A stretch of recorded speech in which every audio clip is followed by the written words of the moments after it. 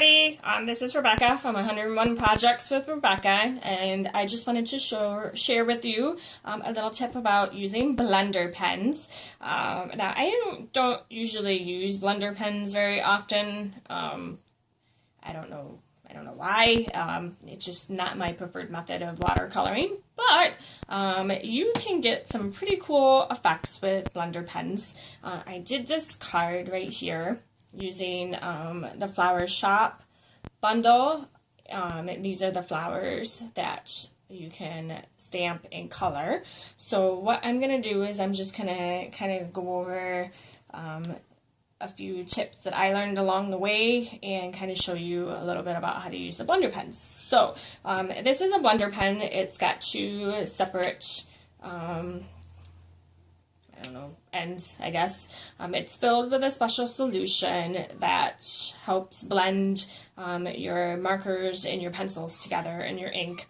So I don't really know what that is, but it seems to work really well. So one thing that I want to point out is when you do use blender pens, you want to use Memento or StazOn ink for your outline.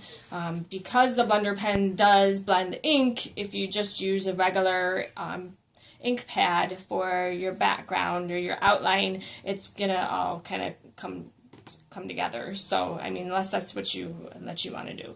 So what I'm going to do is I'm going to use 3 different colored watercolor pencils. I have Melon Mambo, Pumpkin Pie, and Daffodil Delight. And I'm just going to kind of go through what I did to make these 3 cards. So I have 2 that are in the Melon Mambo and 1 in Daffodil Delight. And then I'll also show you how to make kind of like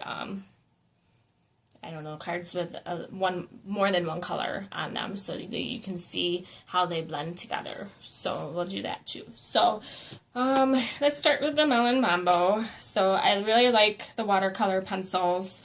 They're easy to use and easy to blend. So what I do is on this one, you can kind of see like there's some highlighted areas, I guess, where the black is right there. So what I'm going to do is I'm just going to take my pencil and just kind of go over those areas.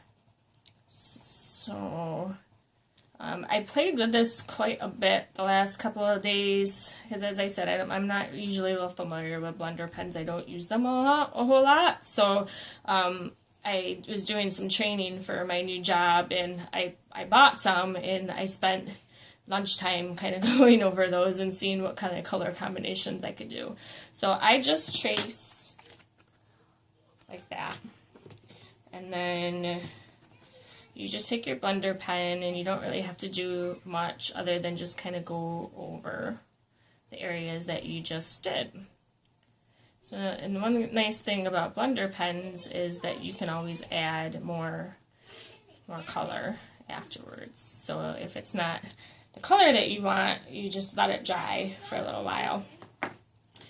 Now you can go over the whole entire card with your pencil, but I found that doesn't really lead to like any gradation or like looking like this. I mean, you can see there's darker spots, and if you color the whole card, it just kind of all blends together, and it doesn't really give you a whole good like that. So I'm just going to do another one, and then go over it again real easily. So then I'm going to go back to this first one and just kind of highlight it a little bit more. Now, blender pens will go through your paper if you do a lot of blending. So a thick Whisper White or watercolor paper is good. I think this is actually just regular paper because I know I wasn't going to be using the pens too much. But if you have like little figures or something that you're trying to color, do that on thicker paper. So, and then I'm just going to highlight that. So as you can see, it kind of like gives it like a little bit of a highlight up. So, and then you just kind of continue on with that just going over the little black hash marks here on the sides, then maybe adding a little bit more color on the bottom, and then taking your blender pen, I always use the wrong side, and just kind of going over. So making just very not choppy motions, but just kind of going over it nice and gentle is the best way to do that. You can take a baby wipe or a paper towel and use that to get rid of some of the ink that's on there, because it will stay on there for a little while. So I just kind of, like this one was, I think Bermuda Bay or something, so it kind of looks like there's still a little bit of color on there, so we'll do that. So that's how to make just like a basic colored image with that. So if you want to do something like a true color image, like this one has the melon mambo and the pumpkin pie, you're just going to take I take my darker color and I go around the edges and kind of up the center. It seems like darker colors work a lot better for this. And then doing a lighter color in the middle. And again, you don't need to color in the whole thing, because that's the nice thing about blender pens is they blend everything. So if you have empty spots in the middle, it's going to fill in once you start doing this with your blender pen. So doing that gives me that. So that's pretty much it for the blender pens. I'll show you what it looks like with the yellow. The yellow I had to go over a few more times after I used the blender pen, just because it's a light color. So I did that. Blended it. And then it doesn't really look like anything much except for yellow color. So I went over and kind of did some more after it dried.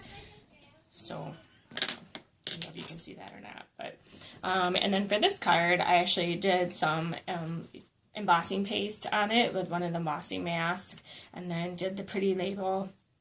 And then these stems are actually from a punch that's coming up in the holiday catalog, and that's so great. I love punches. They're so much easier to use. So, and then I don't have an actual card on this. This is just the card font. So I probably just mount it onto some Whisper White or something. And then she says, you're the best. So I think I'll send this to my dentist, because they did a root canal for me last week, and I feel so much better now. So anyway, that is a quick 101 on blender pens. I hope you get inspired to use some. I can't remember how much they are. I'll put that in the comment section of the video. But I think they come in packs of 3, and they're good to have on hand. So alrighty, so if you have any questions or comments, feel free to hit me up at Rebecca at 101projectswithrebecca.com. And here we are. Alright, hi. And I will see you later. I hope you guys are liking the Watercolor 101 series. If you have any questions or want me to focus on something, we're going to be doing Emboss Resist next after I finish with this. So that's going to be fun, because that's my favorite technique. So look for some projects with that, okay? Alright, I'll see you later. Bye.